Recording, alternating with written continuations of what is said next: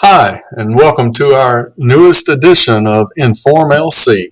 Today, I'd like to give you some information about our stakeholder survey that we have completed as a school board, and me as a director of schools have led that, in which we've asked all our stakeholders out there to give us their opinion on the future of the building and the future use of that building that is now currently housing our ninth grade students at NGA. We sent this survey out to targeted groups, and those targeted groups are parents, employees, business leaders in the community, elected officials of Lincoln County, and our school board members. And so today I'd like to present you with what that survey actually looked like and what the results of that survey are. This information has been shared out with our school board and our board committee that is looking at this issue and is charged with making decisions about the future of that building. And that was done on Thursday night, February 21st at our committee meeting. So first of all, the survey, just to give you an idea of the survey that was out there among those stakeholder groups. We decided to ask several questions in regards to different options, and I'd like to describe these options and show you what the survey looked like. First of all, just to give you an idea, the option was described as you can see here in blue, and then we ask everyone to rate that on a scale from 1 to 10, where a 1 means that really you're not in favor of it, a 2, 3, or 4 means you're really not that much in favor of it.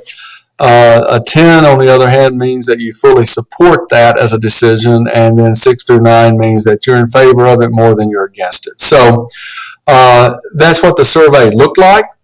The first option that we asked people to let us know about was, should the future of the ninth grade academy be a new pre-K through 8th grade school on that site? This would require some rezoning of some of our students, and we'd have to look at enrollment and so forth there.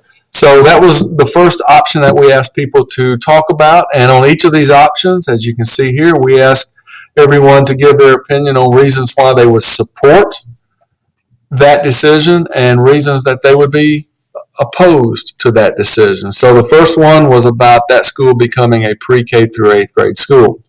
The next option we asked our stakeholders about was whether or not the ninth grade academy should become a pre-K through 8th grade magnet school. And the magnet school would be focused on a special curriculum such as STEM, which is science, technology, engineering, and math, or even the fine arts, which is another common magnet school choice across the state and across the nation.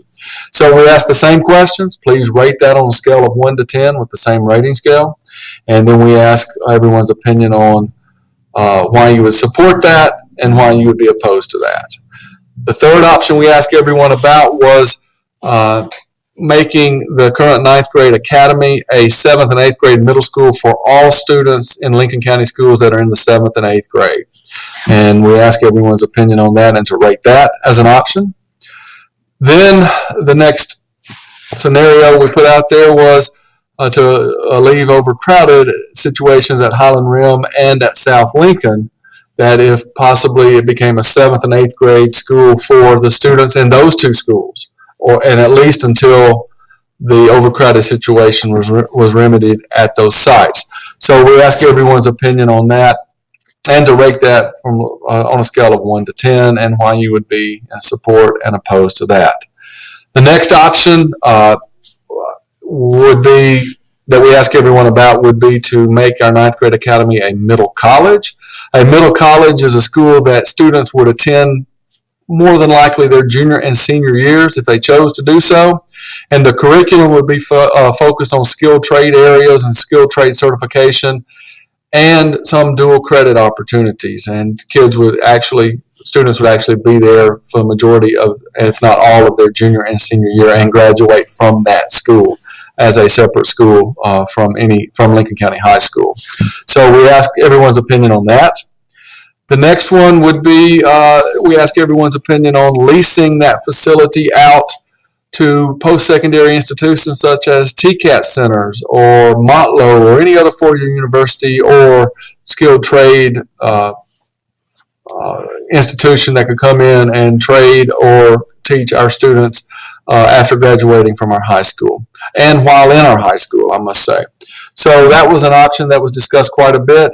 And then the next option was whether or not to even consider leasing that facility to another state or local governmental agency that would use it for something as a community center, a recreation center, state training center, so forth. So we ask everyone's opinion on that. And then the last thing we ask would be, would you want us to consider sending out a request for proposals, an RFP, in which industry and any other organization could submit a proposal to lease that facility for a specific purpose to that industry or to that organization. So that was the things we asked about, and now for a few moments just to go over the results of that with you.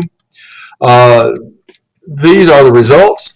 As you can see, we've color coordinated this because we want the colors to jump out at you so you can see exactly what the results were.